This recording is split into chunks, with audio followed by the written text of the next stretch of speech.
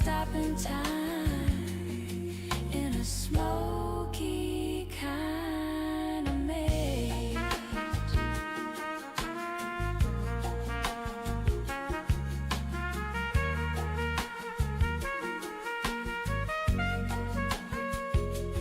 No titles in the lounge, friend, just the ash you keep. A CEO or a working man, the conversation's deep. We talk of cedar, talk of spice, of years inside the box, the way the flavors marry, like a key inside a lock. Espresso cut with heavy cream, or scotch that burns and sweet. This is where the weary souls and the simple pleasures meet. We age them for a season, we save them for a while. Anticipation in the humidor, stacked up in a pile. You can't speed up the process, you can't outrun the clock, so you might as well just settle in, gentle as a rock. It's a slow burn, the long draw, the drift of gray and white, sinking into leather chairs, deep into the night, with a glass of amber liquid, creating circles on the wood. Yeah, we're trading time for flavor, and it's understood. It ain't about the hurry, it ain't about the haze, it's just the art of stopping time in a smoky kind of maze.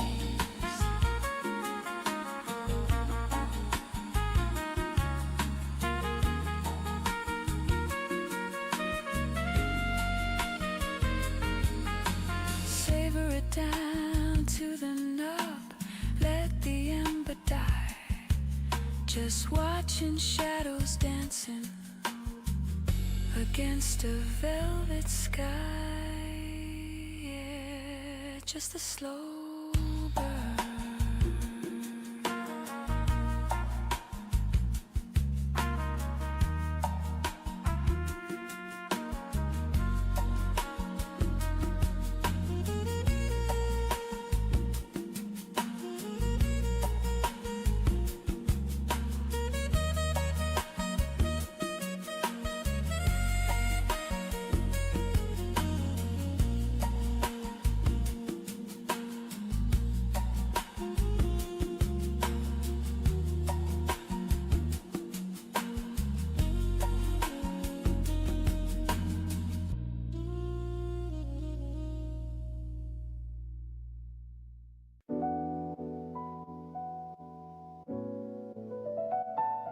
Yeah.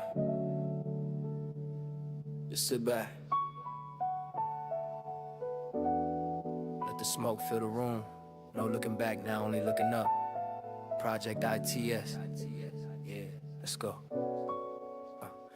They said it couldn't happen, said the dream was done, but shadows is the place where the battles are won. We took a rough diamond and we polished the stone. Now we sitting on the top of the throne. Look at the ash, look at the burn, razor sharp on the line. We took the reconstruction and we made it shine.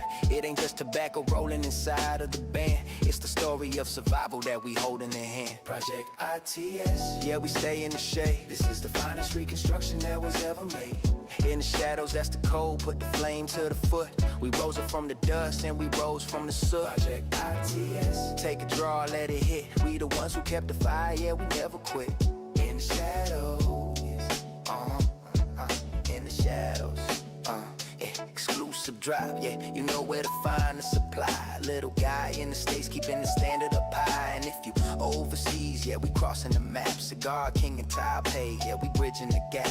2 spots in the world, yeah, we keeping it red. From the west to the east, blowing gold in the air. Now we building up the future, brick by brick, while we lighting up the blend, cause the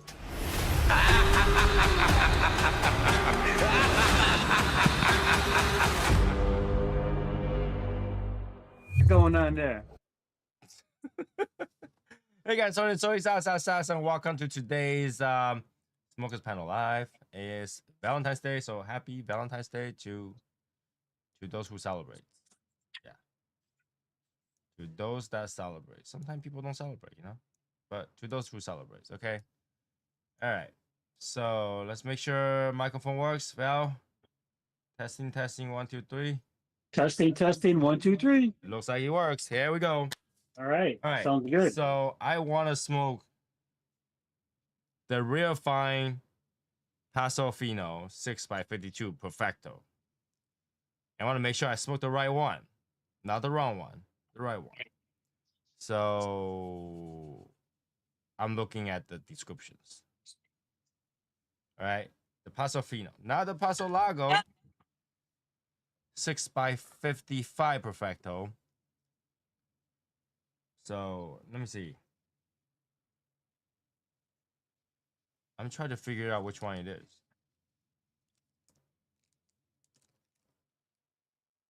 This one is the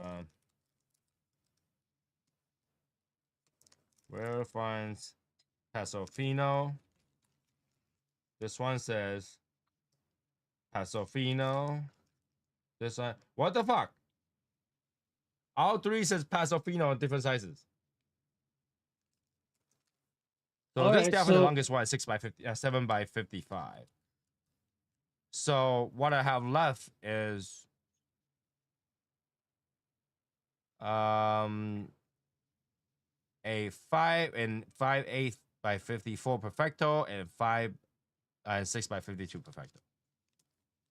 All right. I am gonna say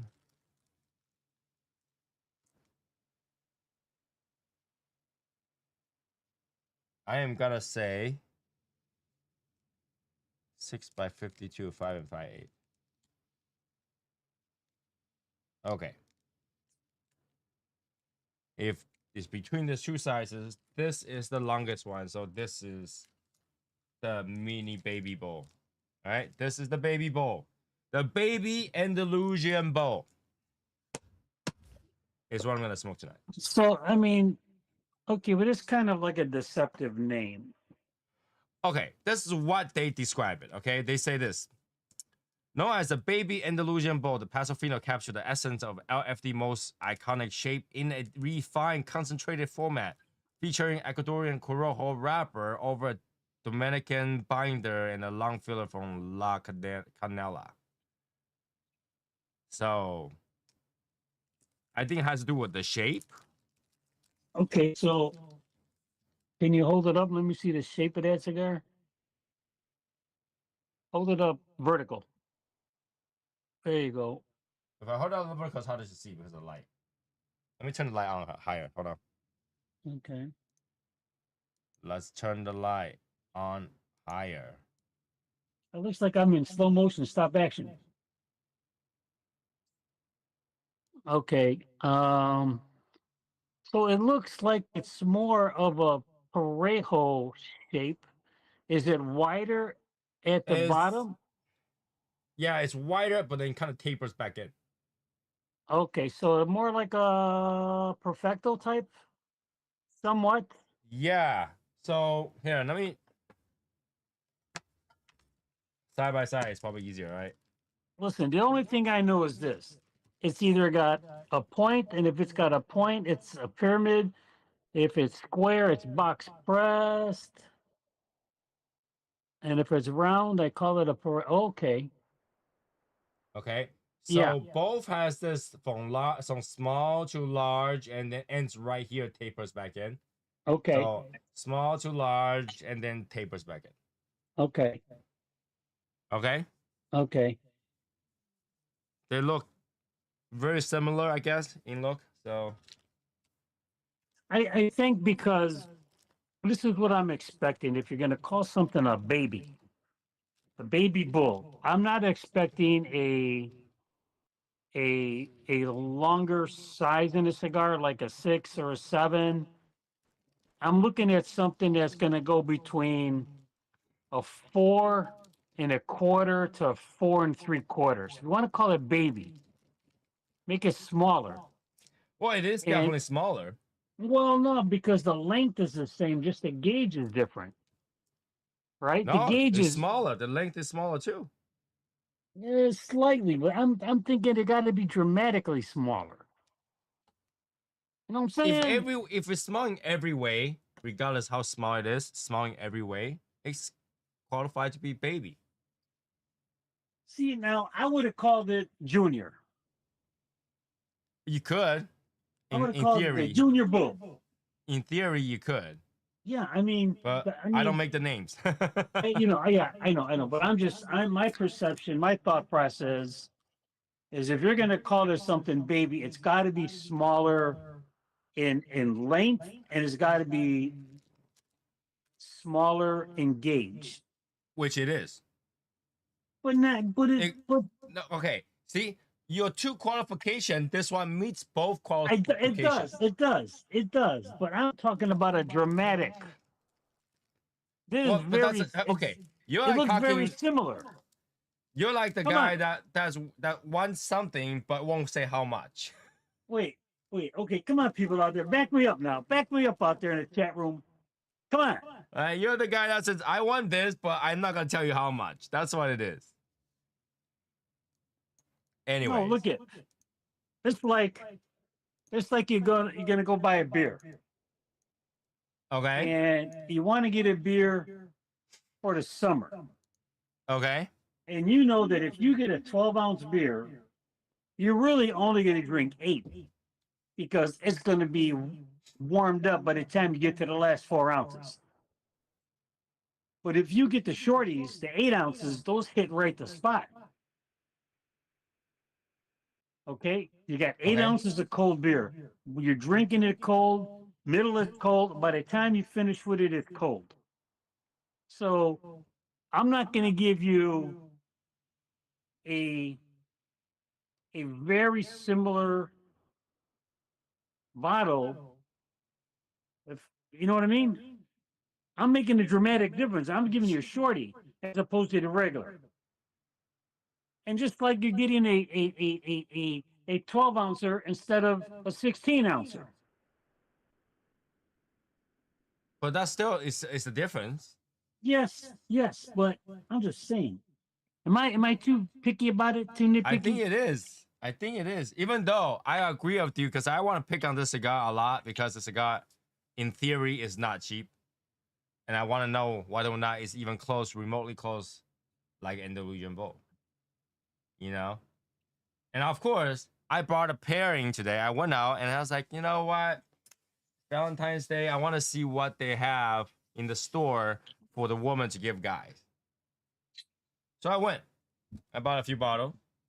And one of the bottle was recommended by Long Live Tiberius. All hail So Tiberius. if it tastes bad, I blame him for it.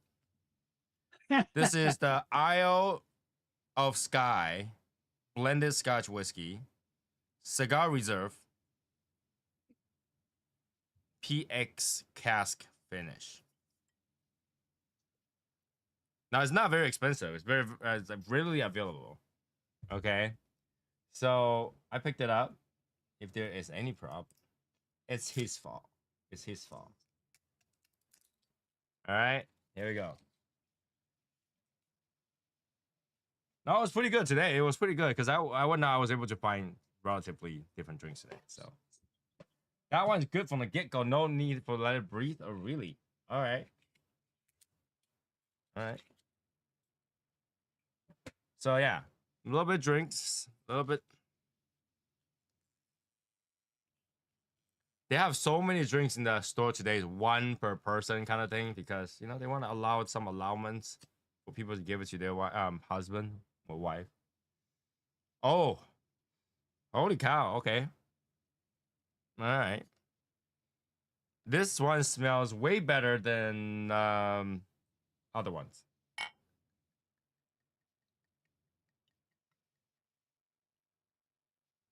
All right, just a little bit, just a little bit, and let's let up the cigar. Well, come on, get the swirling action of the scotch going. Let it What? get a little, I'm. Yeah. let it get a little breathing aeration in there. Now, He now just said give don't me. need to breathe. He just said no need to breathe from the get go. They lie to you. You're talking. You're talking. Look at you're talking etiquette here. Come on. Everybody knows you got to swirl it. Yeah, I will swear Well, after mostly I bourbon, light up my right? cigar. Mostly bourbon. But Where's my cutter? but before you smoke it, before you light up, Okay. get the aromatics of the cigar first. Read the aromatic of the No, cigar. get the aromatics. Oh, you Get mean the okay. aromatics. Get the aromatics of the cigar. Here it goes.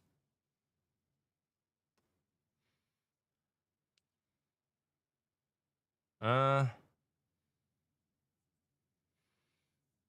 Now, don't tell me what you got. Don't tell me what you have.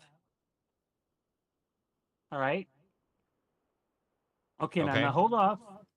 Now give me the aromatics that you're getting off the scotch. Okay.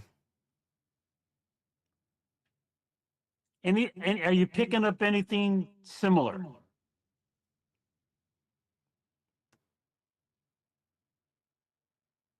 Kinda. Okay. Okay. That's good. Both got some sort of woodiness going on. All right. All right. And this one has a little bit sharp sourness and sweetness that kind of goes to your nose before the alcohol smell will come over. And this Okay. one have that little bit earthiness, a little bit of that barnyard that's kind of sour at the same time. All right. So then, Can I light it now? oh yeah, go ahead, light it now. Now I want to know after you light it and you get a good taste of that cigar.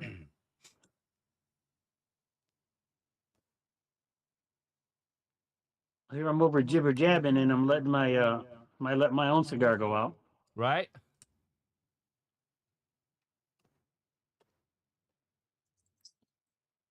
Okay. I think I got a good burn. Which one family reserve 46 year Maduro is the choice tonight. Nice. Nice. Now take your time with the draw. Take your time with it.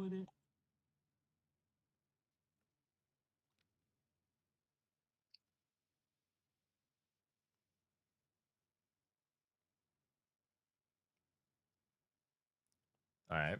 Okay, now don't tell me anything about it. Take a little, just a gentle taste of your scotch.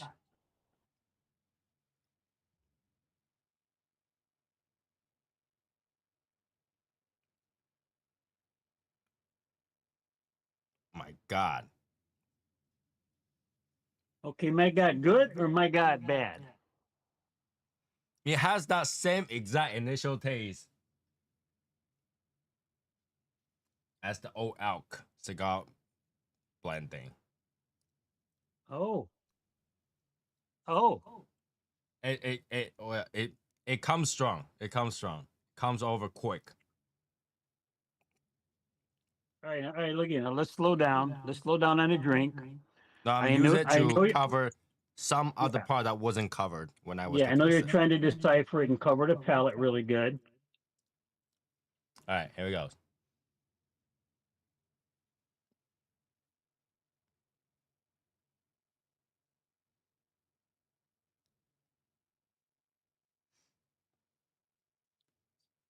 Um,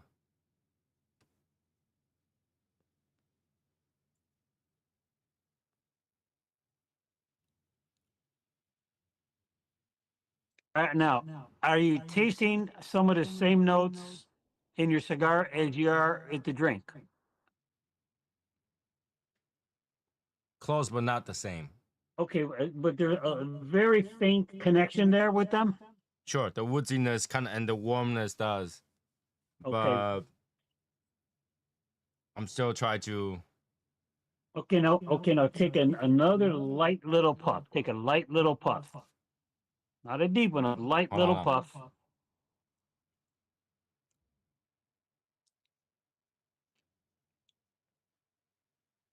I start to find a similarity of all these cigar blended or cigar blend alcohol.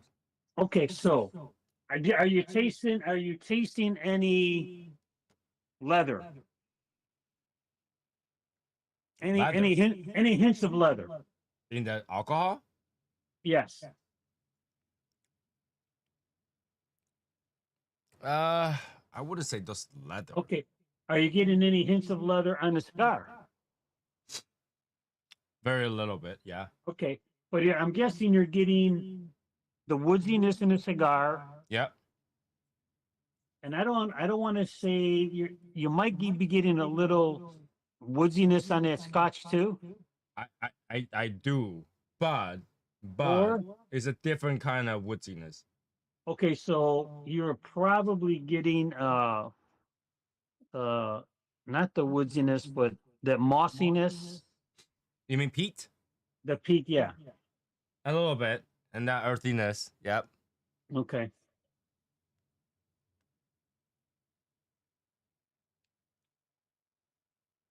It kind of works. Okay. Of Do they all help the, each other? Do they help each other? Number one, do they help each other?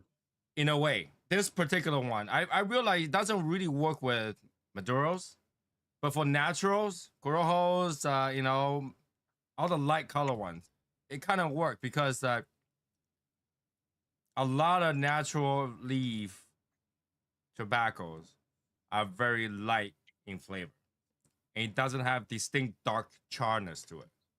And when you have something like a cigar reserve, cigar session, cigar type select for a drink, they tend to be a little bit sour and smoky.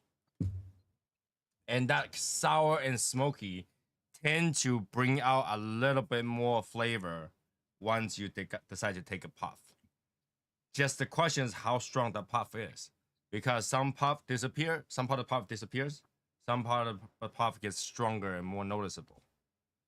Are you getting any dryness to the palate? Not yet, no. That the drink itself is very oily. Okay. Are you getting a light coating and film across the tongue with that? Oh yeah, every time you drink. Okay. Okay. So there is quite a bit of to it. It does taste pretty good. But What's the percentage on the alcohol?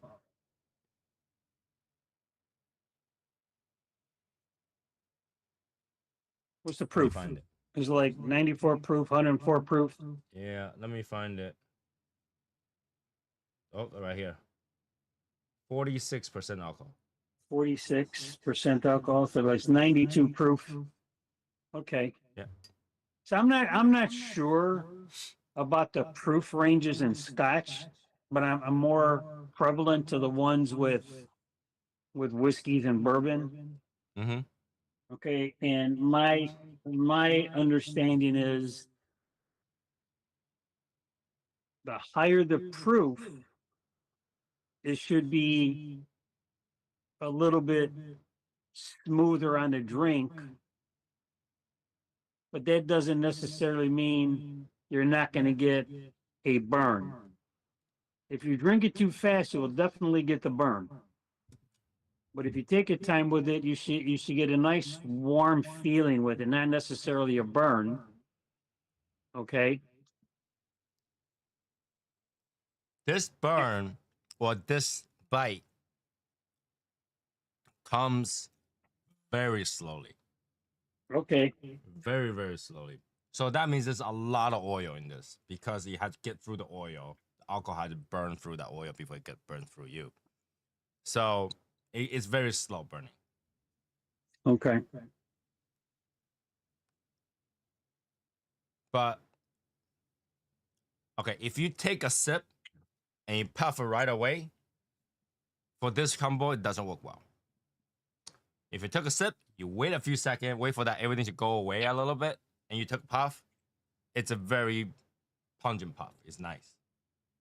Okay. All right. So you have to wait for the. You gotta wait for the that a- entire you have to pellet wait to for the- finish. Does it have a long lasting finish on it? That's what it sounds like it does, because you have to wait a few seconds before you puff, It's got a longer last. It has a combination of flavor, right? And then as you work, the last finish is that peat. So you gotta Okay. wait for the peat to go away before you take a puff. Then you get something. Okay.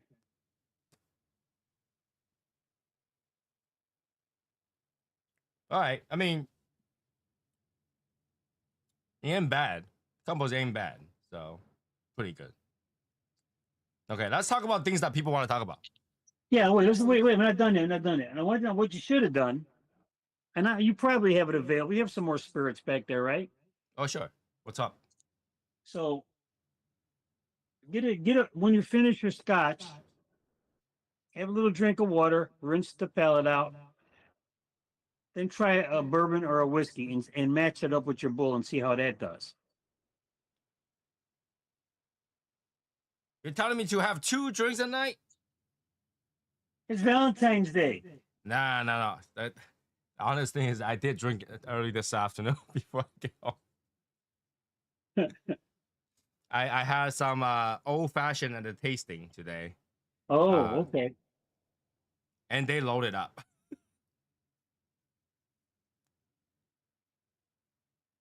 We'll see. If I finish that beforehand, I'll dump a little bit. Anyways, so let's talk about the things you guys want to talk about. I'm pretty sure someone want to talk about the Placencia bonfire, which is like a curing bond. So for those people who want to know, no one got hurt.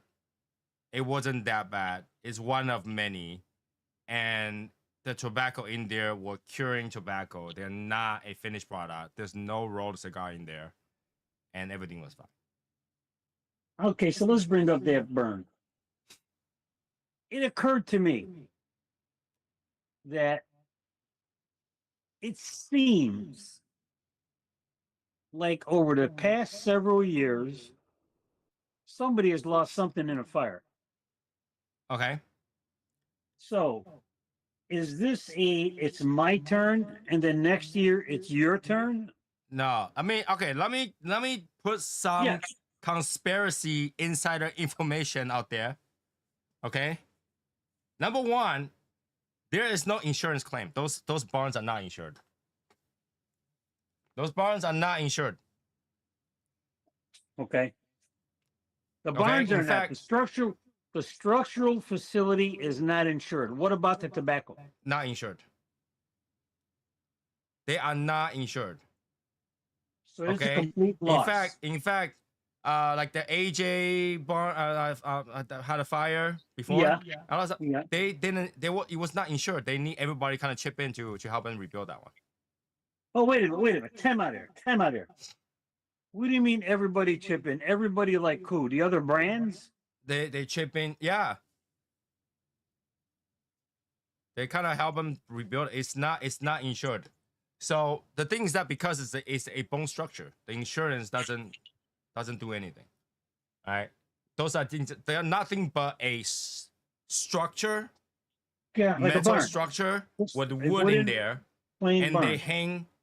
they hang tobacco in there. Okay. The So pilons. They hang the pilons. all right. So there's no insurance on there. So that insurance conspiracy, no. Can I write it out as a loss? Kind of. Yes, that's a loss. All right.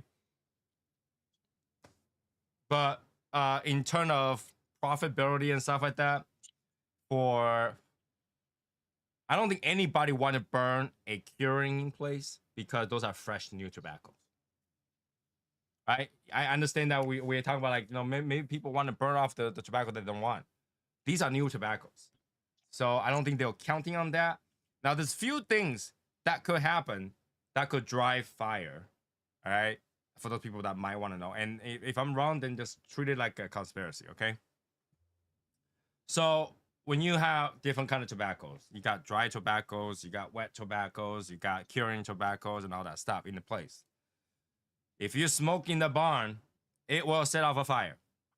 All right? So there is that. So there are a lot of time people's like, I'm the boss. I'm going to walk in there. I'm going to check my thing. And then while I'm smoking a cigar, and then might drop it and start a fire. Right?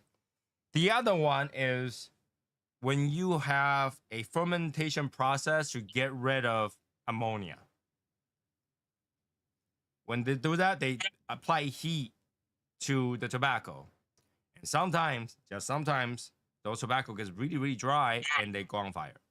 Like a spontaneous fire? Yeah. Now, think about this, right? Heat, ammonia, and burnable stuff. Not a good combination. All right. So you got that. And then you have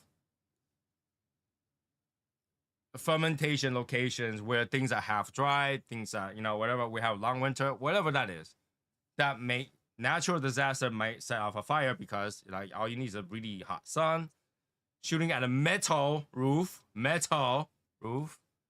in a place that might run out of power or like not stabilized power, the fan's not going because they might turn it off, and hot plus dry leaf plus metal roof plus hot sun, not a good combo. And this is probably why majority of the time when that happens, no one's there to put out the fire. Because if somebody's there, they'll put out the fire, right? No one's there. Burn down. Okay? So, the best they can do with it is write it out as a loss. And not only they got to write it out as loss today, they have to write it out as loss over time because those tobacco are meant to be used years later. Those are fresh tobacco. Yeah, those are projected for the future. Those tobaccos. You're right. So, does that mean they're doomed? No. It just means that 1 or 2 years they have to source some tobacco. Right? They don't have all that. They can source some tobacco. Right? So it just means that in a few years, there might be 1 or 2 blend that tastes kind of wonky. That's it. Not gonna be very big deal because even though there's a lot of tobacco in there, it's not enough to cause a disruption because it's one of many. They don't put all their eggs in one basket. It's one of many. So, okay, that's what happened. Nobody got hurt. New tobacco got burned. No old tobacco got burned. Cigar that's rolled not burned. That's the information I have.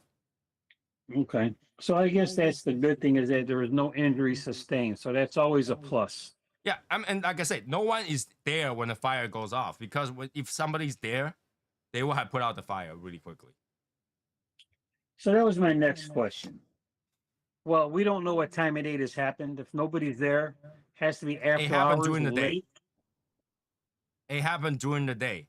During the day, and there's nobody There's there. actually videos of it on fire, and the sky is still bright. So they have no water barrels, no hoses, no buckets, no fire brigade to pitch a bucket and dump, pass it down, pitch a bucket and dump. I'm pretty sure there is some fire extinguisher in there for But small not enough fires. But once if it you- starts, it's done. But once it gets to a certain point, you might Yeah, as well let it burn because if Yeah. you have water, whatever, spray at it, all this tobacco is still done. Yeah. Okay, and based on that fire, it's very big that you don't want people near it. Right. Okay, based on what I see.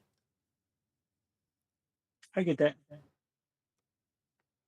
So there's no conspiracy. Obviously it's a loss, but how do you quantify that loss, and whether or not it's worth it? Because now they had to put more money to build it.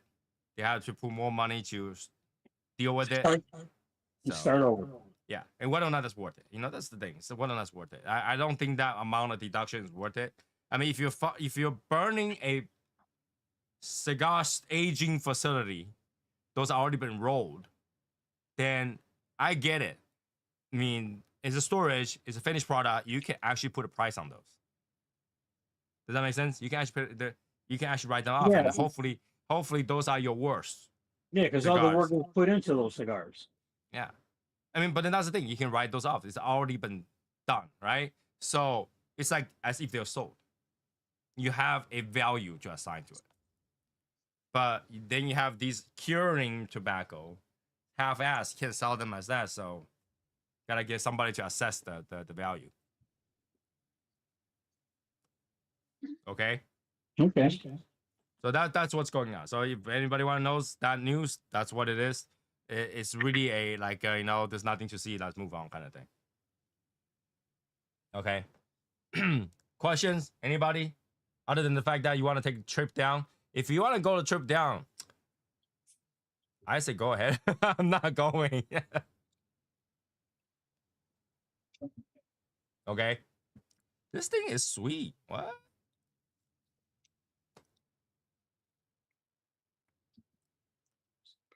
Definitely, I can taste the dry fruit in this one. Definitely sweet, woodsy. And it comes nicely too. A little bit pepper as well, spice. All right. So the next thing I want to talk about is recently I've been seeing this guy on Instagram. And what he does is just tell the stories. And then I was listening to it. I was like, dude, this stories, I've heard it somewhere before. I really want to comment on it. And then click in to the comment. I saw Tim Swanson. And then right after I said, I first heard this story from Tim Swanson. Shout out to that guy, man. I don't even remember the guy's channel name. But shout out to that guy. You made a channel talking about the insider story. That's kind of funny. I'll see if I can find that guy's channel again. I think his channel is called something like Breaking Cigar or something like that. If anybody knows what I'm talking about, go ahead and just tell me which one. I remember he's probably like Breaking Cigar or something. It's a new channel. I feel like it is. And it's telling the stories. And he was talking about a story about Cigar Warehouse. That murder case, the where the husband tried to kill the wife. That news. And I was like, I know that stuff. Tony, it's Valentine's Day. That's why it's important. Oh man. Because had that guy never done this and then just enjoy his life and wife, he'll be very well off right now. Be a regular guy. No, he'll be very well off. He'll be with 4 locations, very well established brand, 2 daughters, beautiful wife, with in-laws that are somewhat rich. He'll be very well off. I'm just telling you. So. And he tried to. He tried to murder his wife. Well, I'm just saying, has she let him smoke cigars inside the house when they've been had that problem? I'm guaranteed that she did. But I think the in-laws are very bling bling and she's very bling bling, and he wanted to have the bling blings, and so that he want to get rid of her so that he can go off with the bling bling and go find other bling blings. Oh. But this guy is cheap. He paid $5,000. That's it. $5,000. Hey, Sergio. That's pretty cheap. It was a budget thing. I think that's why he fails. Everybody have a price. For the right price, he wouldn't rat you out. So yeah, he's talking about all this different kind of stories, and I heard it while I was like scrolling down. Oh shit, I know that story. I know that story. That story is very nicely put together where I recognize that story. So shout out to that guy. I don't know that guy's channel name right off the top of my head right now. I tried to get to it, but I don't think I'll find it right away. I did try to subscribe to it. I think I might be able to find it if I give a few seconds to scroll. Scroll.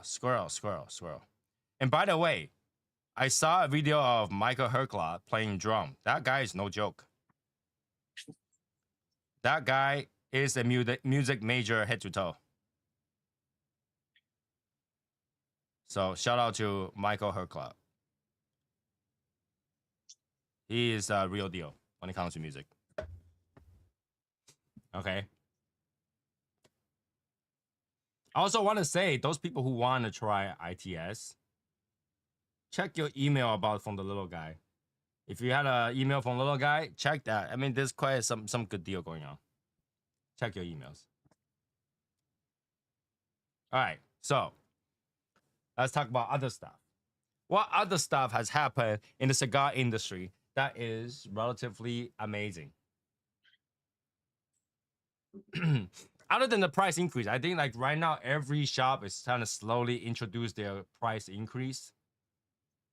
Because all the tax and tariffs and stuff like that, they're slowly trying to add that. Now, I don't think the tax increase for cigar relatively, I mean, not the tax, the price increase of cigar relatively affects consumers. It's your local tax that actually affects you most. Yes, the local tax kills me.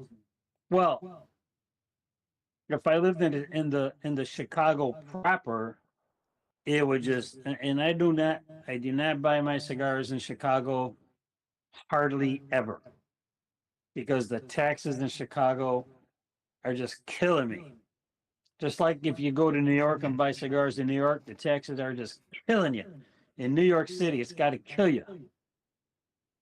What I find funny is that some states are banning the shipment of cigar products or tobacco products from other states. That's what I don't get. It feels like a prohibition kind of thing. Like you're not allowed to go to the places buy different things. It makes kind of no sense. I mean, we are like 2026 now. I would think that everything should be at the convenience, right? And obviously, they're not happy that the state is not making tax revenue if you buy online, but that's really the state's fault, right? So our state's not making the revenue. Why don't you make sure and promote and make sure your state does better than any other state, so people will buy it from your state and you'll make the tax revenue?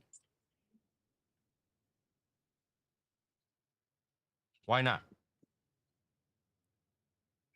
Why don't you, as a state, promote business so that you will ship more to the other state than the state ship to you?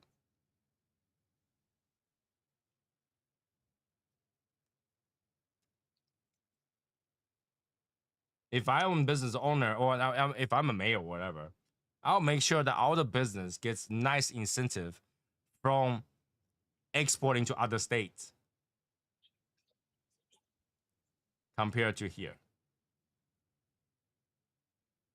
Right? So they'll get way more business online, and then they just need a little bit of business income from local to sustain and to live. A lot of stores are disappearing because they don't make enough. Right? So if the store doesn't need as much to live, to survive, then they can stay as a store. It's really weird to walk into the mall. You have like 5 different stores closed right next to each other. Yeah. Yeah. And eventually the mall dies. Everybody buy online and complain that you can't ship here. Like I get really annoyed because Massachusetts, you can't buy alcohol online. You cannot ship to Massachusetts, but every other state can. You're just telling me as a Massachusetts resident that I should travel everywhere else to buy stuff and not stay at home here.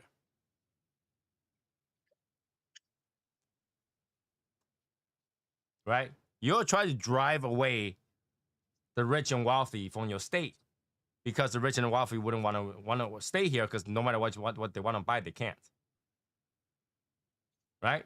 Because that's what the rich wealthy want to do, right? They want to be able to enjoy whatever they want at home and pay, and for that convenience, they don't mind to pay the extortionate amount of taxes. Right? Now everybody's like, oh, rich and famous don't pay taxes. Yes, you do. You can't stop from paying your real estate taxes. When you pump gas, you still pay gas tax. When you buy stuff, you pay sales tax. There's still taxes. You can't get rid of those. Right? Registration, all that stuff. It's all from taxes. Right? But then from tax, in order to collect the tax, you got to give the convenience. And Massachusetts being the number one taxed in our states. We don't get much benefit. Annoying. Very annoying. All right. So I don't know if I mentioned last episode, we did reach 2,000 subscribers. That's pretty cool. So just want to mention that again. Pretty cool. So those people who subscribe to this channel, thank you. Feels kind of cool. Even though it doesn't do much for the channel, it's kind of cool. And I always spend that guy from the very beginning is like, don't subscribe, and then later on try to promote the channel, says, hey, subscribe. So now that people subscribe, it's kind of yeah, thank you. Even though I know you guys will come here to chat with us even without a subscription. All right. I haven't had a chance to record a lot of videos. I think like the cold weather and stuff kind of makes me just want to chill. So I didn't record a lot of stuff, but I will try to put out some other stuff. You guys probably saw a lot of AI videos from the channel because I subscribe to AI services, and I figured why not? Why not let the AI to give you guys some news? So if you guys saw the video, yes, that those are news are out there, and I hope you guys enjoyed it. But do not consider those videos are actual pictures. They are AI generated. The actual thing doesn't look like that. Okay, it's just so that they can have a reference to tell the story. Okay, I didn't have to work on it. I just had to pay and then had to go. So something there, something there. Now, another news. I am working on a different project right now. The project might end up just for myself. Okay. If I do want to release it, I had to talk to the whole project, everybody involved in the project, to see whether I can release it. Yeah. I haven't. We're at the very beginning. All right, we're the test phase, tasting, blending phase. It's a very small project. It's so small. I call this project BITS.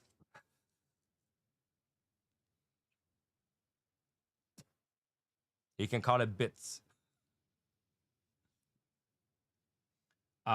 Most likely, it's not gonna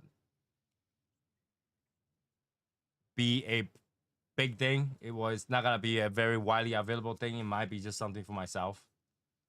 But I want to treat it as a project, so that if there is any possibility, if the project turns out to be good, really, really good, if there is any possibility to bring it to everybody, and I hope everybody will support it, and then I'll try to bring it to everybody. Can you I go negotiate forward something to more bring with it? it? Yeah, I'll bring it to everybody. It's not gonna have a fancy package. It's not gonna be fancy stuff. It's just gonna be teeny tiny bits of stuff.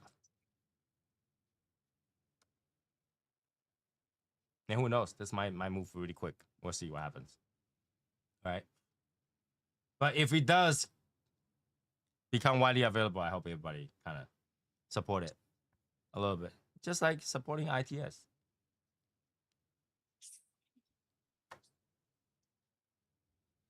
Now, because what this is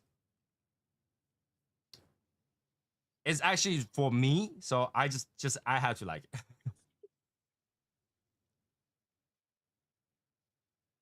If Ecuadorian Habano and we don't get a box, we're gonna have a problem.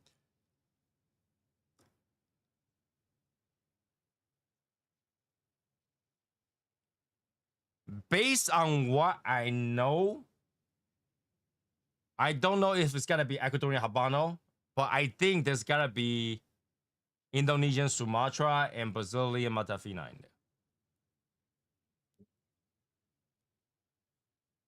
If this is what I think it is. Okay. The blend that I want kind of require those two. But if we can replace it, we will replace it. So I just want to put it out there. If what I'm thinking is correct, we should have Indonesian and Brazilian Matafina. And something else. Now, if I know the blend, by the time we decide on the blend, I might release it. It's not a big deal, but we'll see. Okay. Just giving you guys a hint. It's good to have a project to work on and share that experience with everybody. No, I most likely isn't gonna fly to DR. If in case anybody's interested, I'm not gonna fly to DR. This might be the easier version of what I usually work. So everything is smaller in scale. In this one, everything is smaller in scale. So that's why it's BITS. You can call it Beyond in the Shadows. You can call it Baby in the Shadows. But it's not In the Shadow Junior.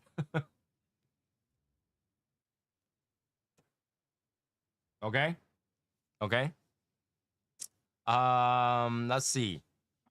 What else is going on? It's cold. Winter's almost over. I have some traveling coming up. I'm literally going to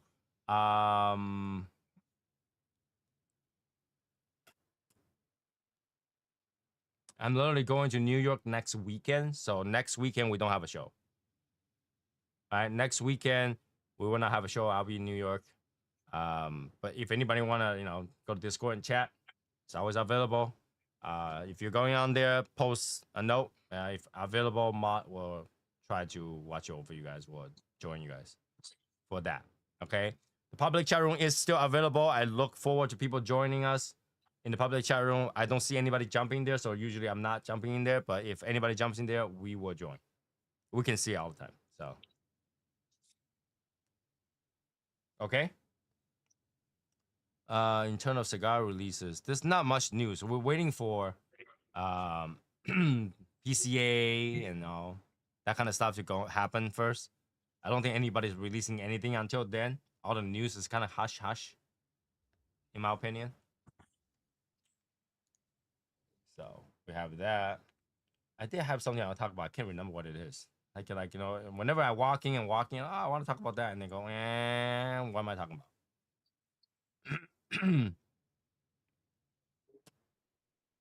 Maybe I can find a picture here for the bonfire. Maybe they posted. Oh, they didn't. They didn't post the bonfire. Oh, there it is. Anybody want to see the fire? Anybody want to see the fire? Are you gonna put music on it? Burn, baby, burn. No. But somebody had the fire so you can get an idea how that fire is like. For the Placencia fire. Anybody want to see it? Yeah, put it on. What the heck? Let's check it out. Check it out. Yay. Let it rip. Sorry. Make sure I get the right one. There we go. You guys see? Yeah, I have it. Oh wow. Yeah, at this point, you shouldn't go near it. Just let it burn off. Yeah, that's really going up in flames. There's no building right near it anyway, so you will just let it burn.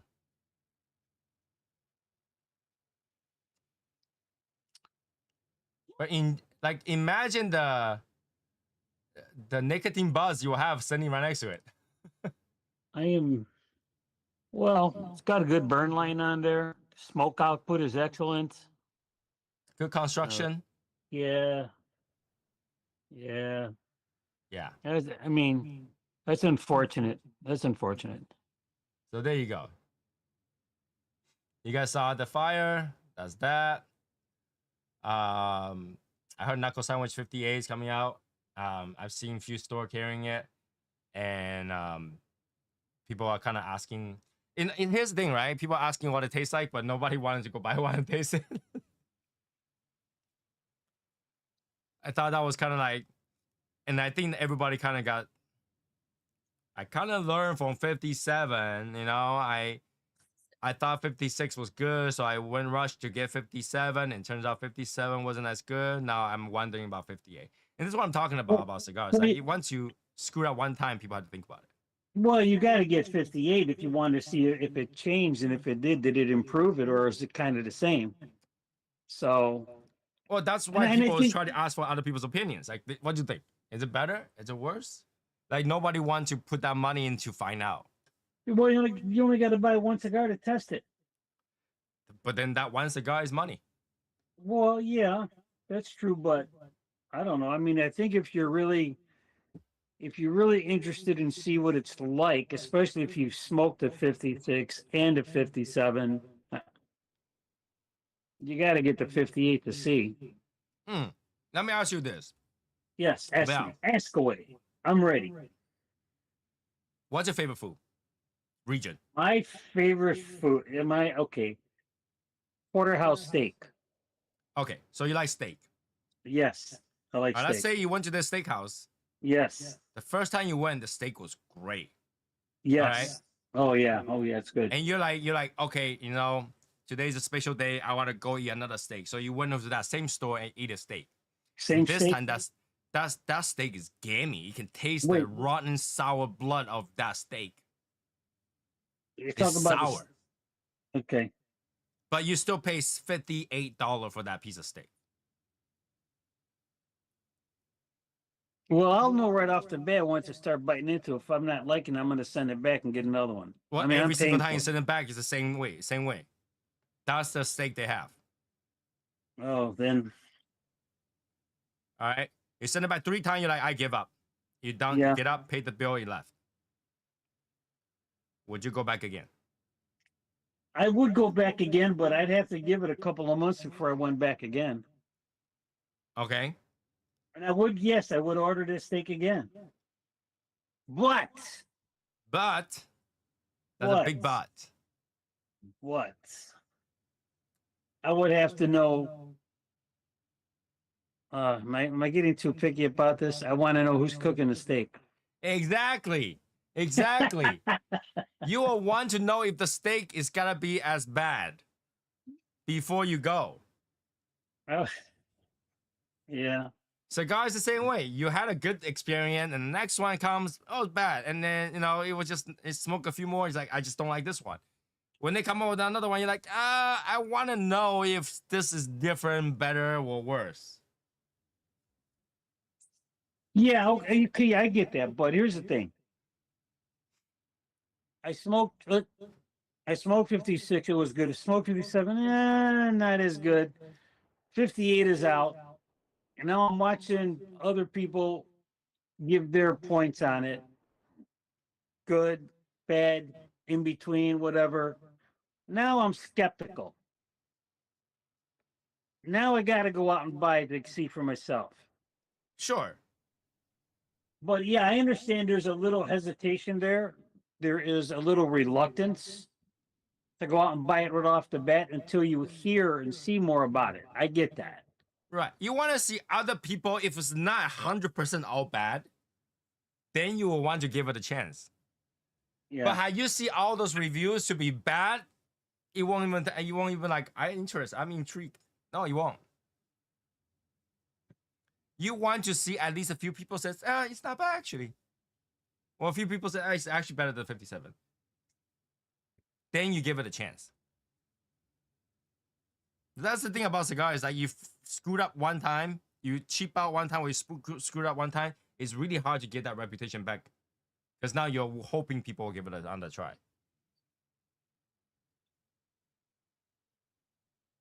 So that's You know what I'm like, okay, so let's talk, okay, let's bridge that over a little bit. Let's talk about the new Punch Agro coming out. Okay? Giant thing. Now, the one, yeah, okay, so we know it's a different size, right? I know it's a different Vitola size. So the Right. thing is it the same blend with a different wrapper? According to them, it's the same blend, bigger size. Same blend, bigger size, different wrapper? Same wrapper. Same wrapper. Same wrapper. It's an egg roll XL, so it's still egg roll, but XL. It's like you go into eat a burger, you got a Big Mac, and you get a Yeah. Big Mac XL. And you get the Big expect Mac the Big Junior. Mac XL to have a different bun? You get the Big Mac Junior. They are the same thing. Get the Burger King Whopper, get the Burger King Junior. Right. They're supposed to be the same material, more or less. Okay, so yeah, I think I would have to buy one cigar and test it out to see whether or not if I go beyond that. No, it haven't came out yet. I already pre-ordered a box. Okay. So I'll let you guys know how it is. 660, it takes a while to smoke. Oh, it's But- a 6 by 60. That's a huge difference. Yeah. I'm thinking it's going to be a, you know, maybe a 6 by 52, a 6 by 54, a 6 by 60. That's Yeah. a Gordo. I first I thought it was a Toro Wow. until I went back to read it. 6 by 60. Mm. Now 6 by 60 has becoming a somewhat popular size, believe it or not.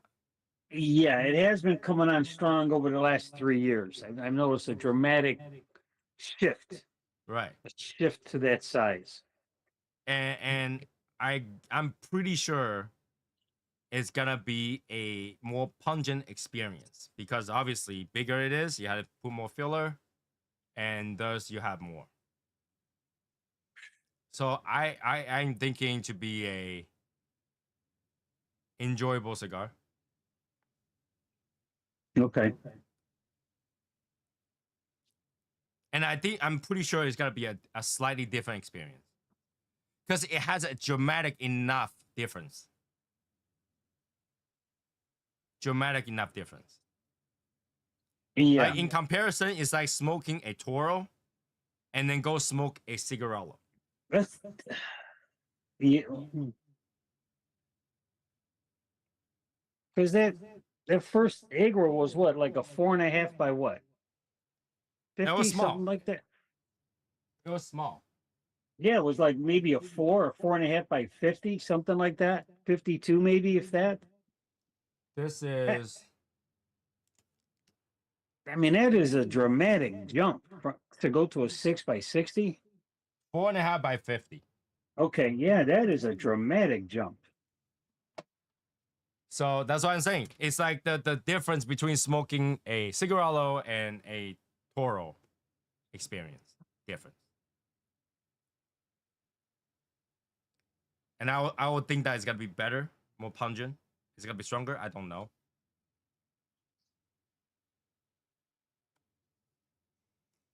There is downside to that size though, because I do enjoy the small size. I do enjoy the small size. So you can quickly smoke it, enjoy it, and then change it to another cigar. Well, that 6 by 60 is going to take time. Yeah, it's gonna take a lot of time. Some people it's gonna have like 3 hour. Depends how fast it burns. Mhm. This cigar is very sweet and nice. I can see similarity between this and the regular Andalusian Bull. Sweet. You nice. smoked you smoked the Golden Bull? I did. Similarity? It's a better version for sure. Okay. Yeah, I still have 3 sticks of the Golden Bowl here. Okay. But I'm gonna be honest with you, it's not worth that much more money. It's not. It like, yeah, it's nice, but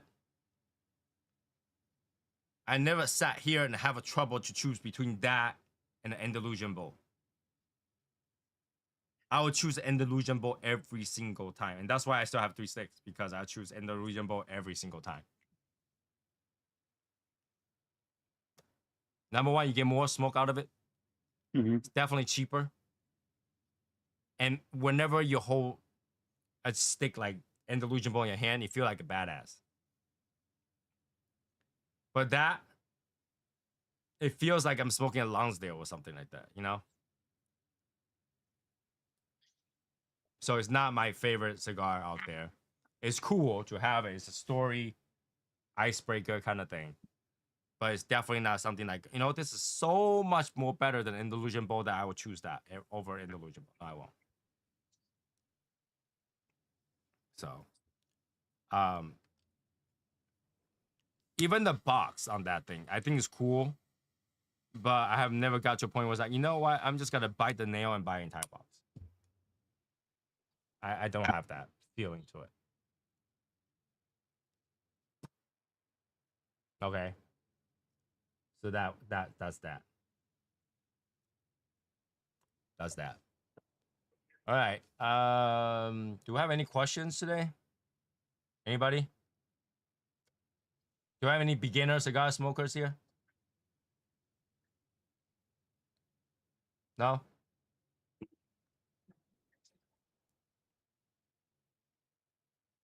This cigar is enjoyable. I'm so glad I bought it.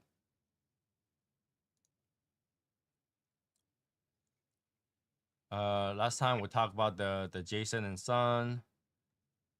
Oh, all right. How do I start with this one? I watched a video of a Asian woman talking about it. She does cigar reviews, I swear, I guess. Asian woman in Chinese talking about Cuban cigar. And she says she can taste that this cigar must came from a very expensive, sophisticated facility in Cuba. Now I need somebody to tell me what expensive, sophisticated, blah blah blah blah blah. Facility it is. Facility that you have in Cuba. I It don't know just where you- tells me that she never been to any cigar rolling locations. Yeah. So I Yeah. comment on it. I was like, sophisticated, luxurious, expensive.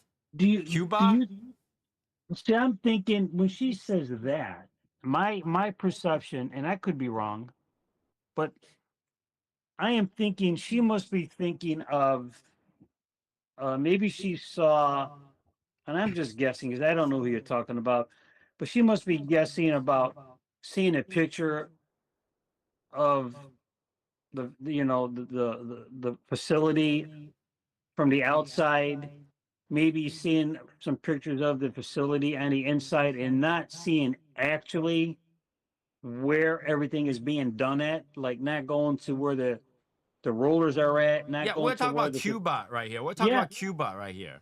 yeah. Well, hey, you know what? Cuba, they guess I'm not. I mean, from what I've seen on YouTube, they do have some nice facilities, but that doesn't mean that they're doing them there. It's like the retail shop. No, but that's not cigar rolling facility. They're talking No, about it's not. cigar roll. She says it's roll in a nice, sophisticated, expensive Yeah, facility. yeah. I think I have to agree with you. She probably has never been to one and see what it's actually like.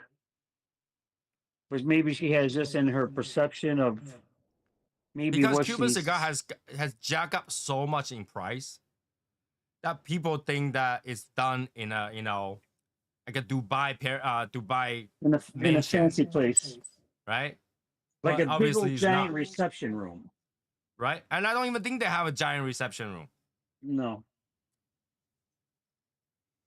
And I'm not trying to knock Cuba. I'm pretty sure Cuba does have AC. Okay, guys. Who wants to go to Cuba? Nobody. Nobody. Going there, it ain't the problem. It's getting back. Right? You know the facility is like metal ceiling, metal roofing, just walls and couple fans. Probably not even have ACs. Okay, let me ask you this, all right? Which country you think has a better would have better cigar rolling facilities? Nicaragua, Dominican, or Cuba? Well, Cuba would be third on my list, that's for sure. And because there are so many brands coming out of the Dominican Republic and Nicaragua, I get hard to say which one is better. All right. So based on this place that I've been to and into the factory facilities, if those are the best out of the three, can you imagine what Cuba's facilities are like?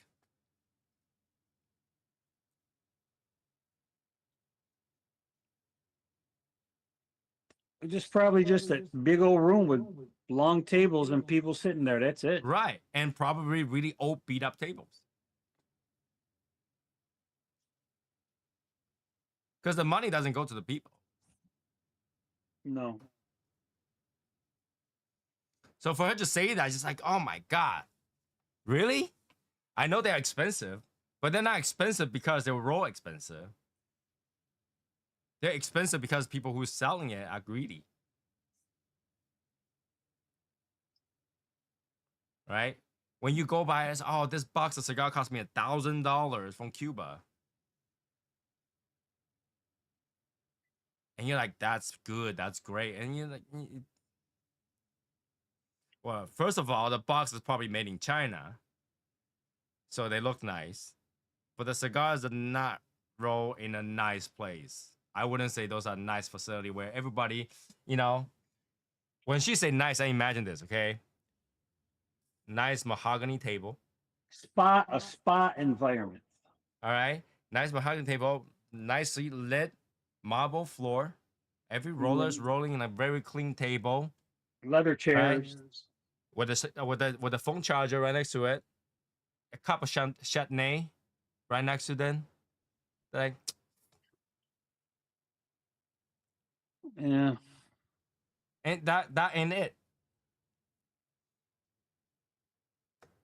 Right? How many? Okay, like okay. When we talk about, back in the day, we talk about master roller, even though we know that doesn't exist.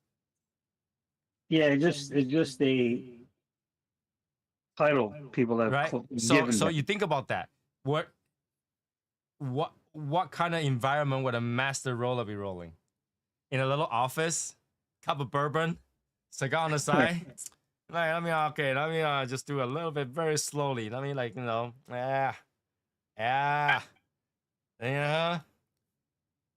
sip.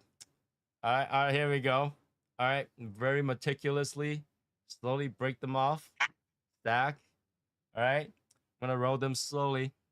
Roll, roll, roll, roll, roll, roll, roll. Okay, put it in the mold right there. Have another smoke. Take another sip of bourbon. It's not like that.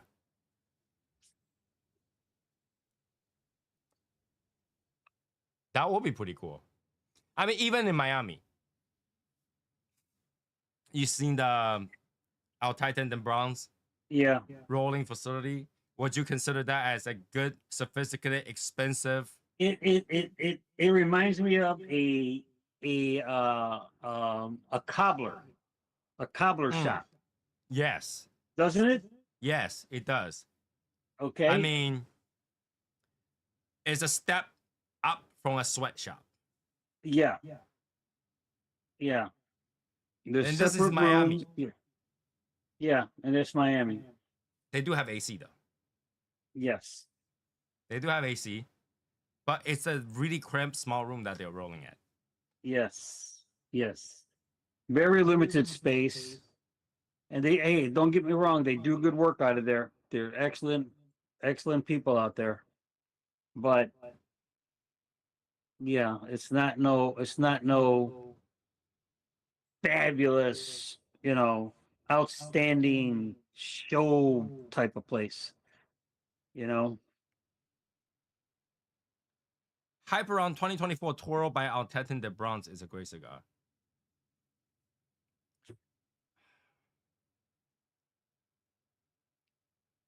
Now, this is not to knock Altetin de Bronze. They make good product. But I feel like most of the cigar came out of Altetin de Bronze tastes relatively the same. Probably 80% the same to me. Are they bad cigar? No. Are they pricey? Kind of. Okay. So yeah, I mean, I don't have a lot of Altetin de Bronze cigars. But they taste relatively the same to me. Majority of them. Every time I get to try one, they taste kind of the same. And that's the facility that you're thinking about. If that's luxurious and sophisticated and good, you think American factory, right? You have AC. That's already a huge step up. Imagine the place that don't have AC. That's not even in a building. It's it's a place that have four walls.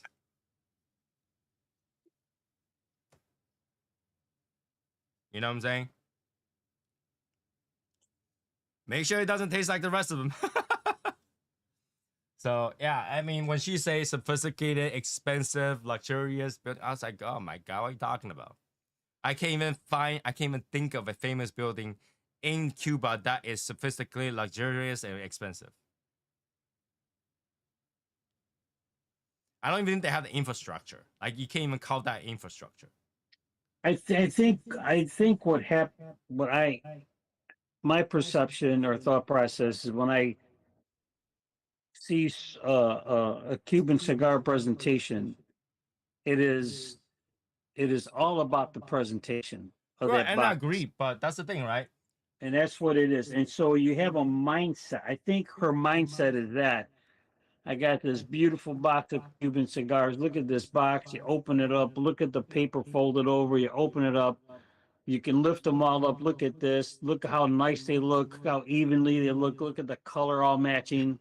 So the perception is it's got to come from a very, lavish, outstanding facility where they do all this stuff. Right, but then you gotta Okay. know a lot of time, a lot of Cuban cigars are standard wooden box, right? Yes. So really, there's no presentation. Well, no, there is. The president, the person that's opening that box that is talking about that cigar in that box, it's pulled his cigar out and says, "Oh, look at this! Look how beautiful this is! Look at the color on it! Look at the length of it! Look at that cap! Look at that foot! Look at the shape! Look at the oils! Look at the, that's the presentation I'm talking about. Okay, When you so I see, think if when you hear that and you see that from the presenter, I can see where that and I don't know, I've never seen her, so I'm gonna call her a young lady. I'm thinking that young lady or that young woman has that perception in her mind saying that this cigar's gotta come from a fabulous or whatever facility to get rolled. well, let me ask you this question: what is the cheapest tubo you have ever smoked? The cheapest tubo I ever smoked was a Macanudo white tubo. I don't even know what cigar it was, but I know it was a white tubo. Okay, so it's a white tube. You open it up, you take the cigar out. Yep. Do you think that is a very nice presentation? Uh,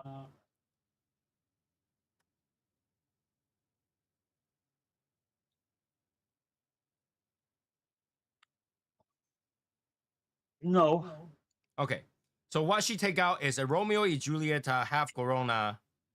Not half Corona. I think it's half. I think Was they it call it a half Corona, was half it a Toro.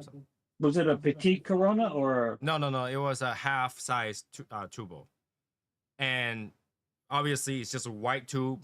Romeo and Juliet, that logo on it. Open it up, take out a cigar with one bin on it. That's it.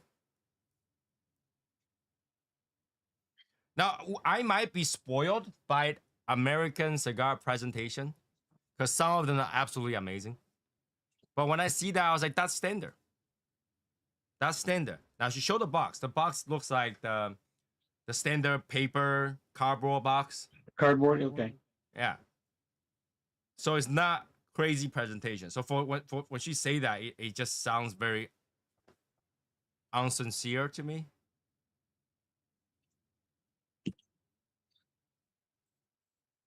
You know, it's almost like you try to drive up that luxurious feeling of a Cuban cigar when it really isn't there. Now, don't get me wrong, that cigar isn't bad, but like it wasn't. I wouldn't say that's luxurious. Now the lady that was talking about that cigar, Mm-hmm. um, long time cigar smoker, I'm guessing. I don't know. I don't know. Roughly age range, 2030s, young maybe woman, 30s. Asians are hard to gauge, so about 30s. young woman. Yeah. Okay. So I don't think she smoked for that long. And I think the channels are recent. But when I say recent, like I mean 1 or 2 year maybe. A new, relatively new channel. Okay. But you know, I don't think the presentation is there.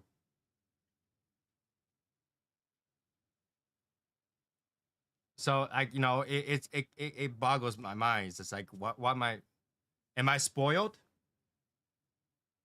Is that a good enough presentation for everybody? Because you compare that presentation to a Plasencia Hexto Tubo. Now Yeah. that's lacking. You compare that presentation to a Plasencia Ometepic glass tube. Presentation's lacking. Does the cigar look luxurious in hand if it does this? Well, no, it's a standard Romeo and Juliet type band on it and just natural. So it doesn't feel luxurious to me, at least to me. It looks like a standard cigar. Like how you buy one without tubo, it would just be a standard cigar. You put it out, you just on your hand.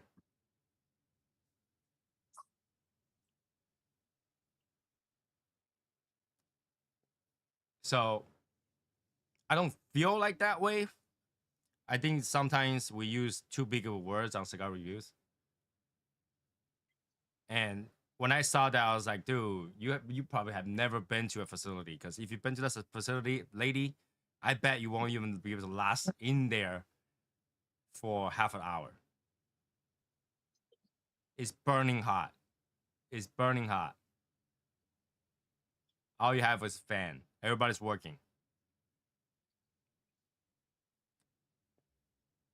So I'm kind of like, I don't want to knock her per se. That's why I didn't say what China it is, who it is, but that bothers me a little bit. Cigar can be a very sophisticated stuff as a final product.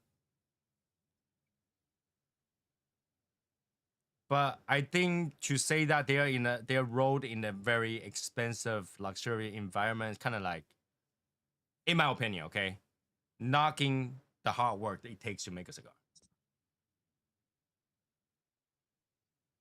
Because in that environment, it's not very good environment, right? To them that might be good enough, but it's not a very good environment. I wouldn't want to work in that environment. Number one, right? Number two, they don't get paid a lot, so it's hard work, right? Here's the thing: like you can do a lot of work and it's very hard work. If they pay you very well, that job becomes relatively easier. But they pay living wage, not very well. Especially in Cuba, I don't even know how much they get paid. You know, that's the thing, right? In Cuba, they probably get paid pennies to roll cigar in that environment, just so that they can sell it at $100 a piece.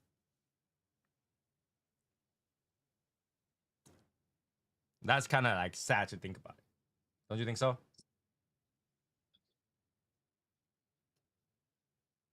Yeah, but yeah. It's like mining diamonds, you know, or mining coal or something like that. Well, I think mining diamond makes more sense to say. Like, Val, if you mine diamonds and they pay you $1 an hour, takes you 8 hours to find a piece of diamond. So you made $8, and they turn it around to sell it for $3,000.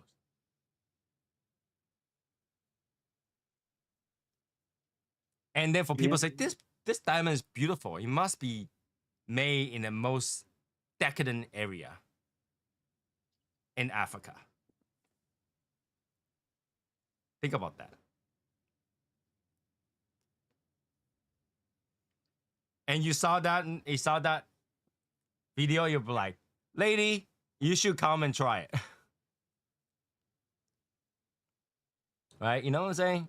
So it's good that we enjoy the final product, but we also have to like appreciate this hard work. I feel like it's like, don't, you know, I would say, oh, no, it looks like it's a nice craftsmanship. It's done very nicely, but I wouldn't say they work in a nice area. That's just me. I think I'm nitpicking a little bit, because for me, I feel like cigar is a hard job. Again, cigar is a hard job. Whether or not you're a salesperson, you're the person that made it, you're the person that roll it, you're the person that's sourcing it. Every part of the job is hard. for very little money. For very little money, right? Let's talk about this. If you buy a cigar at $8, and there's no secret, right? Keystone's $4, right? $4, the manufacturers makes $4 out of you. How much you think the person who worked on it made? 40 cents. Yeah. It's a lot of work.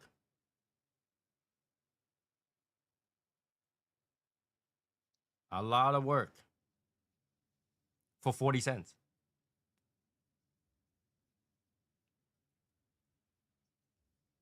Tough. It's a tough job. But if you get paid very well, ultimately it doesn't sound that bad anymore.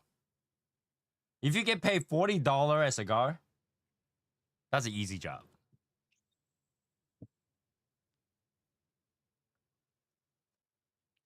Right? If you get paid $40 a cigar, that's an easy job. Rough job for something that we can enjoy for just about an hour. And it's done. Just about an hour. Cigar's rough. My wife asked me today, like, Tony, do you like what you're doing about cigar right now? I was like, relatively. It's fun to do. It's good. So with all that stress, do you think it's worth it to keep doing it? I said, I don't know. Right now it's fun. So I continue to do it. You know, I get to talk to a lot of people. I get to have a lot of fun time. Not every day, but when I have a meetup and stuff like that, it was very enjoyable. And for that, I don't mind to put the work for those few moments. But maybe one day is no longer worth it to me. But right now it does. So that's why I'm keep doing it. But yeah, she's like, from the outside looking in, this whole cigar thing, including streaming and talking and stuff like that, she say it's a lot of hassle, it's a lot of stress, it's a lot of drama, it's a lot of work. I said, yeah. And that's pretty much everything, right? Like, Val, do you have any other hobby? Yeah, I mean, sports wise is mostly it. You know, Oh, okay, talk about this. You like to barbecue. I like the barbecue. Yeah. Is that a lot of work?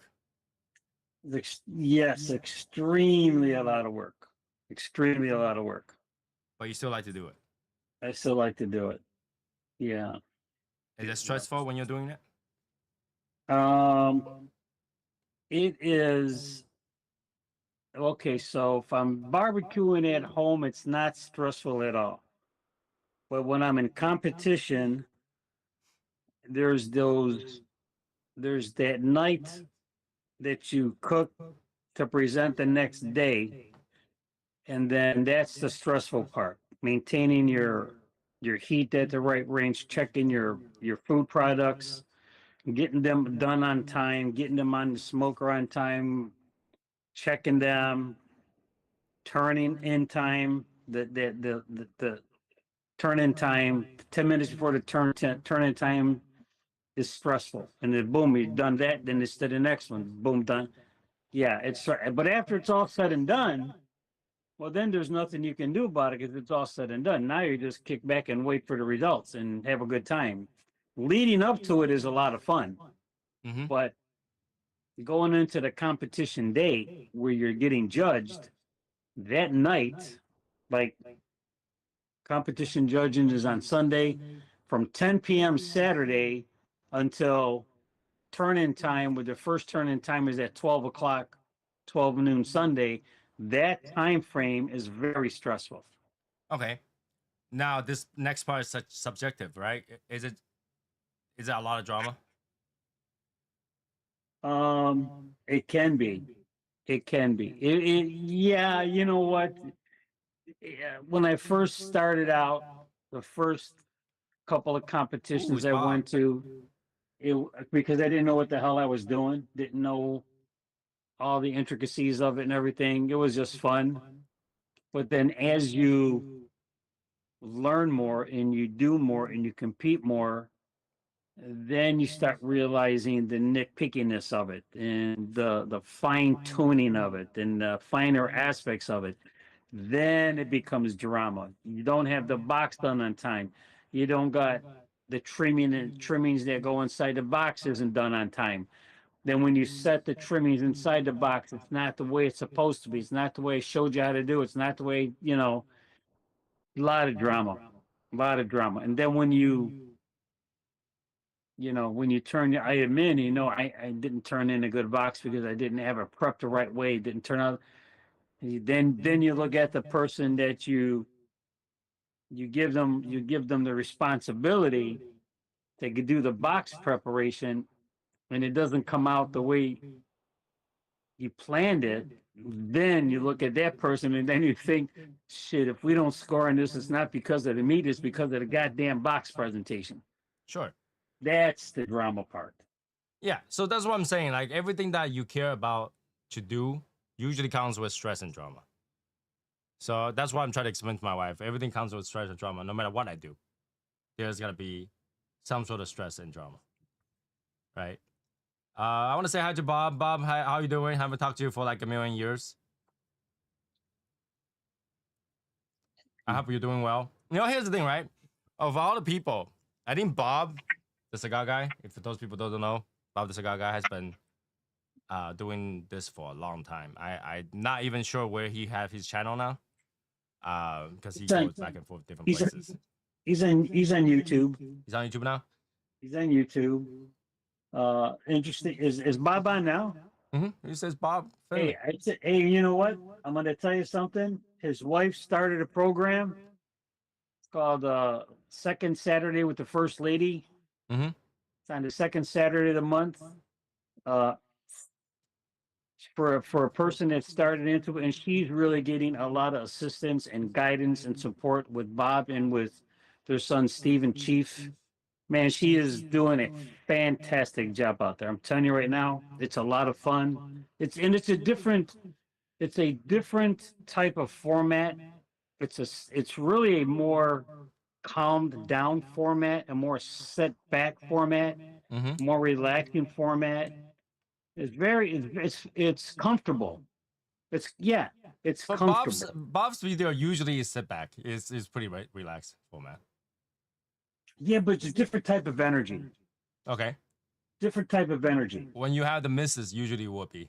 Yeah, and it's nice to see the dynamic that occurs. And she's really trying hard to learn and do well with it, and not. I don't want to say she just doesn't want to. I think she just doesn't want to go out there and look like she doesn't know really what she's doing or talking about, even though sometimes she might not be, but it's a learning process. Sure. It's a good program. So I'm going to say I don't want to expound more about it because that's not what we're all about. But if you guys don't get a chance to see it, if you get a chance to see it, go see it. You can check it on her replays. It's right now. She has an Instagram account as well. Nice lady. Yeah, I'm pretty sure you can nice. find all the information in Bob the Cigar Guy. Just search Bob Bob the Cigar Guy on Guy, YouTube. Yeah. Yeah. Should be able to find it. Yeah.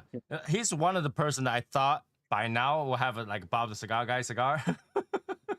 Well, hey, you never know. Might be something in the works that he's just not ready to I spill. would think that he works so closely with a couple companies that by now he will have a Bob the Cigar Guy cigar, but I haven't heard anything yet. So yeah. Hey Bob, I hope you're doing well. Yeah. So. Anyway, so let's talk about what else can we talk about today? It's another one of those days where I really just focus on trips after trips after trips. I like, what trips me over is that I talked to you guys about I had to go to my friend's wedding, but he haven't given me a date yet. I hope he doesn't give me a date like a week before. Well, yeah, then you're going to be scrambling. Yeah. It's a messy situation right now. And like, I didn't even think about it until my wife reminded me to say, hey, did Joe give you the date yet? I was like, nah, no, I haven't heard anything from him. She's like, it better not be the week before. I was like, yeah, if it's the week before, we have a problem. Have you thought about contacting him? Send him a little message. Say, hey, I did. He haven't responded yet, okay. and we all okay. Majority of our guys who's married have planned wedding before. You know, like you get to a situation where you just don't want to hear anything. You're just like, all right, let's get this done. Like, you know, it's getting more complicated than it is. And you start to work on this, work on that, go try this, go try that, try the wedding dress and all that stuff, getting your, you know, invitation, all that stuff done. It gets busy. And once you get to that busy level of thing, especially you want to try to do it like that short of time, right? You run out of time to respond. You forgot to respond. So which is I understand that. I just hope that he kind of like finally remember. Oh yeah, shit! I need to tell him what day. Then I hope it works out. I really want to go. It's always been my goal to go to his wedding ever since high school. We went to high school together. We met in high school. It's always been my goal, and I always thought he's got to get married before me. So that goal was that. And after he moved away from the U.S., we talked about this. He had the PTSD and trauma from U.S. He didn't want to come to the U.S. anymore. We kind of lost contact, and I keep track of what he's doing. Right now, whatever he posts and stuff like that, I see if he get married. If he get married, I want to congratulate him. If I couldn't be there, but if there's a chance I can be there, I do whatever I can to get there. But I hope he doesn't create a situation where I can't. Right? If he calls me, hey Tony, my wedding's this weekend. It's Monday coming up. You think you can come over? I'll be like, let me check. Let me check. Yeah. Even though I work for myself, it's not like I can just go out there and just say, bye, honey. You just stay home. Bye. Right? It takes time to like, oh, okay, I need this, I need that. I gotta go find a wedding gift, that kind of stuff, you know. And yes, I have not prepped a wedding gift yet. So it depends on the season and what and all that stuff. I had to figure it out. I honestly thought it's gonna be next year. So yeah, I got month and a half, 2 months to figure that out. Hopefully I'll figure it out. Hopefully. Just thinking about it is like, ooh, what am I thinking? What am I thinking? So I have been exploring alcohol opportunities to pair with cigars. So every time I try something new, I'll share with you guys on what I pair with, like today. Because I think that's something that I should have done. I just don't. I don't get a lot of recommendations. Most of the thing I drink is pretty much what most of people will already drink already. Like if I go out there and say, hey, do you drink woofer? You gotta say, yeah, of course I drink woofer. So that opinion part of it for like, oh, this thing pair with woofer wouldn't make sense to me. So now I'm trying a lot of different, you know, drinks to pair with. I will share with you guys how it goes. The problem with that is that we have so many different kind of cigars, and just because this alcohol did not pair well with this particular cigar, you don't know what will pair well. So it's hard to find out how we gotta go with pairing, right? Because we have talked about pairing before, like what's your favorite pairing and stuff like that.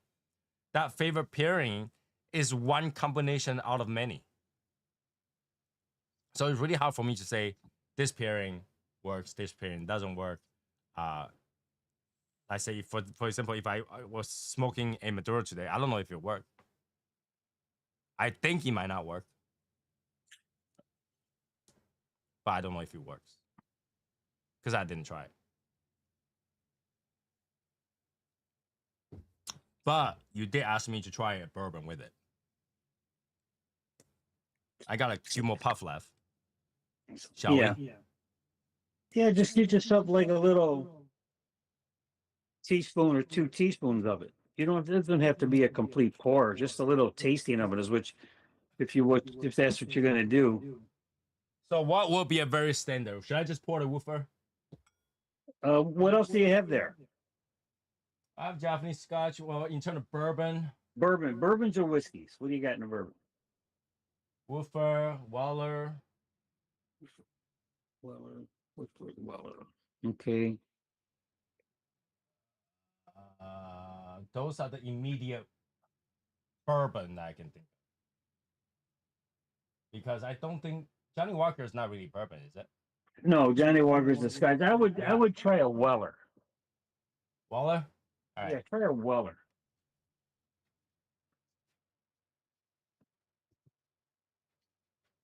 And yeah, let me know what you think with that, and then I'm going to give you a thought about mine with the Weller. Yeah.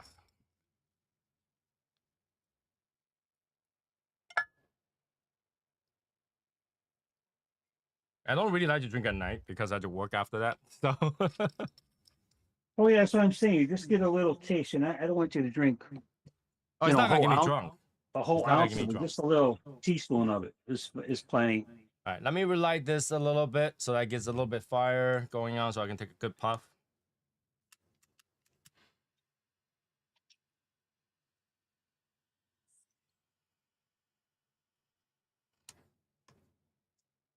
All right. Wait for that to go away.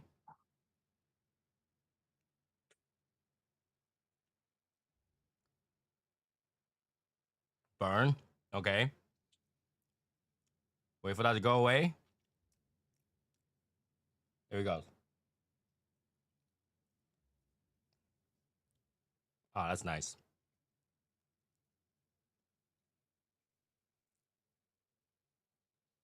All right, immediately after the drink, it kills the taste. No taste. Oh, Let- okay.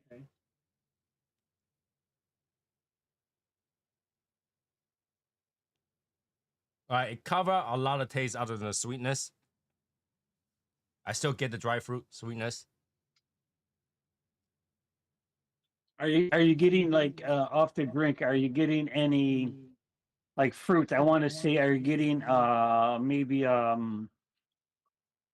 either a dark cherry or maybe even a grape off of it?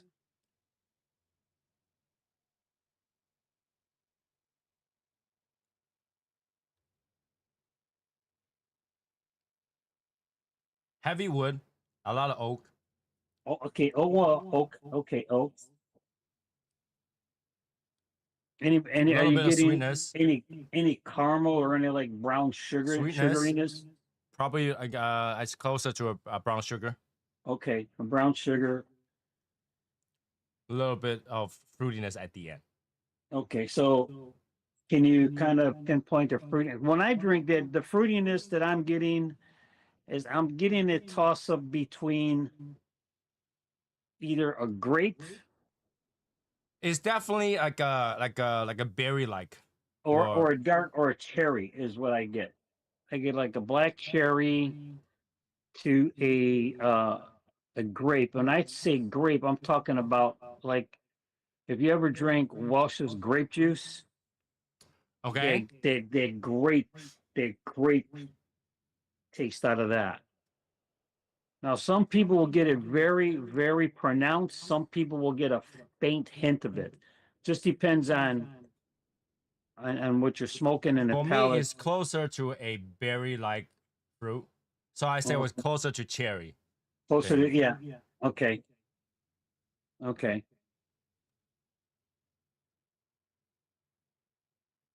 All right, after that wears off, the cigar tastes slightly more woodsy, has a little burn like pepper, a little bit more pepper than a Okay. regular puff. Burns the nose a little bit. I wouldn't say pepper, it's more like spice.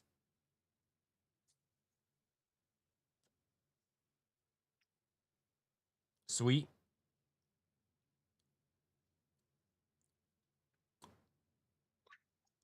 Okay. Again, it's got that kind of carryover, enhanced berry sweetness. Okay. But immediate after the drink, it covers everything. So there's nothing. You had to wait a few seconds before you take a puff. Okay. And it's weird because I'm drinking just the bourbon, right? Majority of the time you go out there, if you had an old fashioned, it doesn't do that. No, because with the old fashioned, you're getting a lot of the carryover from the cherry that's in there, a little bit of that sweetness of the juice that comes from the cherry. You're also getting some of the sweetness from the syrup or the sugar that's in mixing with that drink. That takes a lot of this. It takes up a lot of that sweetness as well. And if you're getting a either when I make my old fashioned, I give it a quick zest of Zest, orange, yes. a quick zest of orange, and then I drop the orange peel in there, and then you get a little bit of that orangey flavor that mixes in with the old fashioned. So you get that very much pronounced sweetness with that, Yeah, but you also have the bitters in there, right? And I think that and the separates the bitters, flavor a little bit. and the bitters. But But when you're taking a bourbon, all that oil is just gonna cover your entire mouth. It's really taking over a little bit for a few seconds. mhm, For me at least, the few puff is just taking over. But now the cigar is sweet. mhm.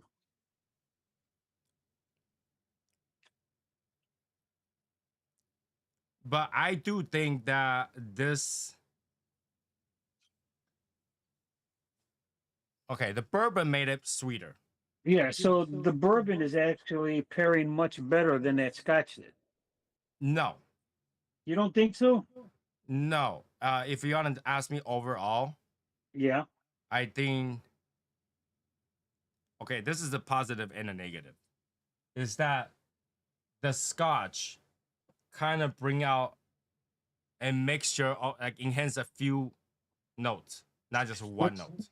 And I think that's because you're getting that slight peatiness from that Scotch, just pulling Right, that out. right. Okay. And it almost acts as somewhat of cleanser, Okay. palate cleanser in a way. And the peatiness is not very pleasing on this particular one. I like Japanese Scotch and they're all peaty, but they're not as peaty as this one. This is really, you can taste a sour, mossy taste. Okay. And that kind of makes you want to have other flavors to cover that up. So when you take a puff of the cigar, it enhances some of the notes that covers it up. So it actually make few more than just the sweetness to shine. Okay. Because Right? well, I shouldn't say I'm surprised. For me, I have a hard time pairing a cigar with a Scotch than I do with a whiskey or a bourbon. They just, for me at least, they just seem to go together better. Well, if you simply make the cigar sweeter and more pleasing, yes, bourbon does do that. But in terms of, if I'm looking for flavor, if I'm looking for the enhancement, I think the Scotch offers a little bit more enhancement because it has notes that is not usually in your cigar. If that makes sense, You're probably getting the maltiness more out of the Scotch. right? So you're getting more of that flavor that doesn't get covered up or diluted because it's so similar to the cigar that it's almost like smelling a perfume and then go smell a coffee bean and go smell the perfume again. You kind of get some hidden notes. So pleasing versus enhancement. I think I choose enhancement, but obviously each one has its place in terms of Mhm. pairing, right? Like if you want enhancement, you go with Scotch. You want pleasing, you go with bourbon. Does that make sense? Yeah. So it's hard to say like which one is better because it's subjective. Everybody tastes bourbon and Scotch different. I'm very used to drinking Scotch because majority of Japanese whiskey is made in the same way as Scotch. Just not made in Scotland, but it's the same way because they don't have oak barrel there. That means not a barrel, but they don't have oak barrel. So I'm used to drinking that. So when I drink that, if the peat gets It's very more strong, it's more I can tell. pronounced. The peat Yeah. is more pronounced. So when it's more pronounced, I can tell, and then it's actually not pleasing because it's sour. To me, at least. To me. All right. So yeah, that's pretty much it for that pairing. So yeah, anybody who want to try it, see if that works for you, right? Which one would you rather to have? And comment, let me know. Do you rather have pleasing to make something more sweeter, or do you want to enhance the flavor regardless what flavor that it has enhanced? Right? If you like the enhancement, then it's probably Scotch. But if you like the pleasingness, it's probably bourbon, and that's why most people went with bourbon because it's just pleasing. Mm-hmm.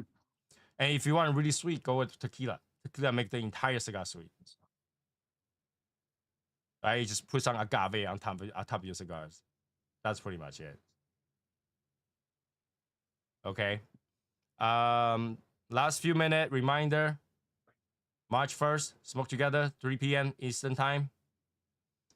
CAO. And say that again. CAO. CAO cigars. Yes, CAO cigars. Bring your CAO cigars. Join us. And we can talk about the cigars and can try the pairing too. And that will be very interesting. I find that pairing usually work best with a natural cigar, not Maduro. I find that Maduro already have a lot of taste, a lot of flavor. And when you try to add to it, it kind of ruins it. It's like having a Lamborghini, but you decide to put an even bigger engine in there. It doesn't do much. You know? So I feel it's like that. Other than that, I don't know. What else did we miss? An announcement. I feel like every episode I forgot something. And then I say, oh, Tony, why don't you write it down? But I usually remember when I'm outside walking around. And I just forget. I was like, I could talk about that. Let's talk about that. And then go, I forgot what that is. Usually I only remember when somebody asks a question that's related to it. Oh, yeah, I remember that. It's rough. Part of getting old. You forget. Part of getting old. Right? I would say if you have a surprising pairing alcohol, put it in the comments sometimes, and I'll go look for it. Then we can start this, like, a cigar is all about education and learning, right? It's about trying things to see if we can enhance this hobby a little bit better. And I think we have already got through majority of the cigar operation from beginning to the end, right? From this channel, you probably already learned how cigars made, how cigars smoked, all the way, whole 9 yards, right?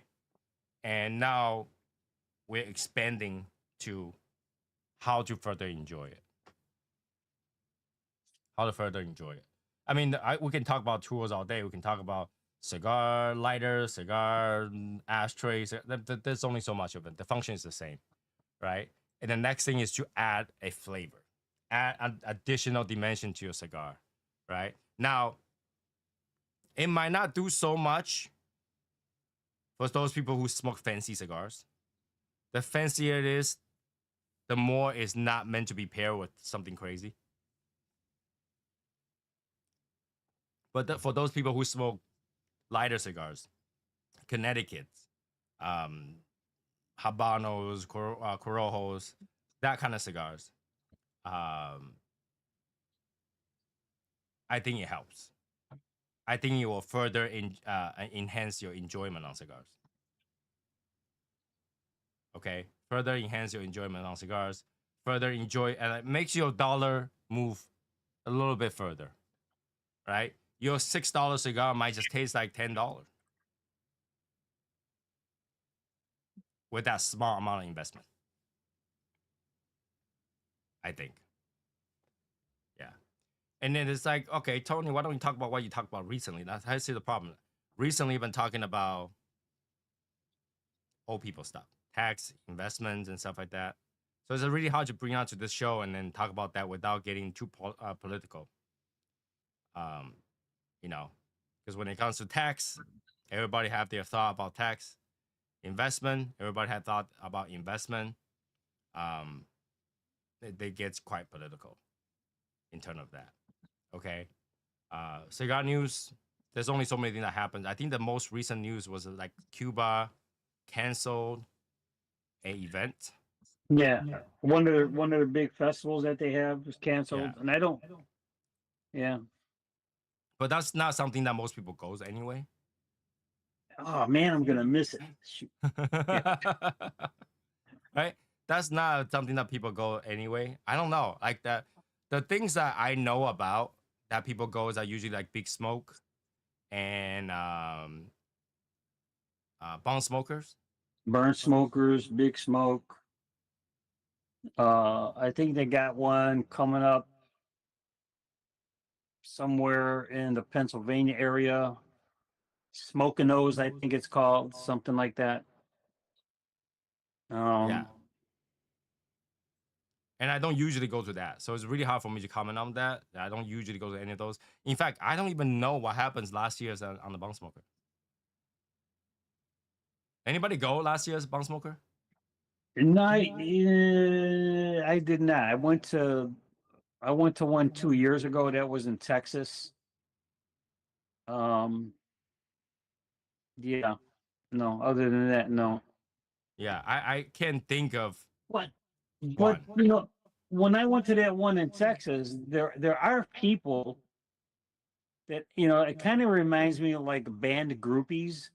If this band is doing a nationwide tour, Mm-hmm. they will follow that band from city to city to city. Okay. And I find there are people that follow Drew Estate, especially those barn smokers, that follow that barn smoker from this state to that state to that state to that state. Okay.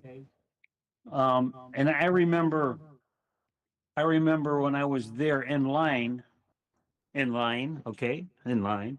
In line. I remember overhearing these two guys talking about, oh yeah, I missed this one. Oh, I made it. And then as they were going along, and I'm trying to think, well, how different could they be? Okay. Mm-hmm. Though I mean, the biggest difference has to be only the venue where it's being held at. I thought the bong smoker is always held at their own barn. Well, I mean, I don't know. I mean, if they have one in Connecticut, if they have one in Florida, they have one in Kentucky, they have one, in Somebody Texas. correct me if I'm wrong. Like, I thought they all handled at their own location. I, I don't know. I don't know. But in saying that, I'm listening to this guy. These there's a group of like 4 people. 3 out of those 4 are following that tour, that Okay. event tour. Okay. And this was, I think, the one in Texas was the last one of the tour. Okay. And 3 out of those 4 had gone to all of them, except one guy missed one. And I'm hearing these guys talk, and you're getting items. Okay. You're getting swag. Okay. Right. Wouldn't that be like a repeat? Because 1 year it's all the same stuff. You just get it 4 times. Yeah. And what I'm hearing these guys talk about is, well, after this, I'm going to separate the stuff and keep the stuff that I like, and the other stuff I'm putting up on eBay. Okay. And I'm thinking to myself, man, you guys, you got a nice backpack, you got a nice lighter, you got a nice cutter. Well, they got it 4 times. Yeah, and I'm thinking, why are you want to sell that? And then one of the guys had said, well, yeah, I got to try to recoup some of the money Right. that I spent Right. to go to all. I mean, look at 4 air flights, 4 Yeah. or 5 air flights, 4 or 5 hotel stays. Those days of what they had to do to spend for food And 4 right. tickets. and the 4 tickets. So they're going to sell those items. They're probably not going to recoup back all their money. Sure. But It's they're not even gonna- gonna go close. Yeah. They're going to try to offset some of it at least. Okay. And then I said, okay, that makes sense. I get it now. Because, this is the first Jewish state event I went to. Mm-hmm. Okay. And all I kept thinking to myself is, man, Why are you going to sell that backpack? Why are you going to sell that lighter? Why are you going to sell that cutter? Why are you going to sell the cigar rest? Why are you going to sell that knife? Why are you going to sell this? Why are you going to sell that? But these guys have got 4 or 5 of them right now. Yeah. And So then they want to just as They I got hear them repeats. talk about their eBay and what they're going to put it up on eBay for, you know, it took me a while to figure. Oh yeah, that makes sense. They're trying to get back some of the money that they spent going to these items, to these events, and recoup back some of that money. So I mean, it took me a while to figure that out, but I finally did. And I said, yeah. I said, yeah, if I went to 4 events, I would probably start selling that stuff because I don't need 4 or 5 of these backpacks, right? I only need one. Right. So, Yeah. Now, yeah. it's the end of the show. I wanted to put this last question out there, okay? And put in the comments, even if you watch this later on, right? Put in the comments, even if it's a year after. Put in the comments, okay? I want to know if it makes any difference for you in terms of Drew Estate and your support for Drew Estate if Jonathan Drew left Drew Estate. If it makes any difference for you and your support for Drew Estate if Jonathan Drew left Drew Estate. Okay. Does it make any difference? Does Jonathan Drew leaving Drew Estate make Drew Estate lose its soul? Okay. So leave it in the comment. Leave it in the comment. Let me know. We can talk about it. And once every time we see a comment, we can talk about it. Okay. So, and that will be it for today's show. I'm gonna jump into Discord for one more smoke, and then I'm gonna jump off. So, those people who want to go to the Discord, I'll see you guys at the Legion Discord. Have a good night, guys. All right. Good night, everybody. Thanks for joining.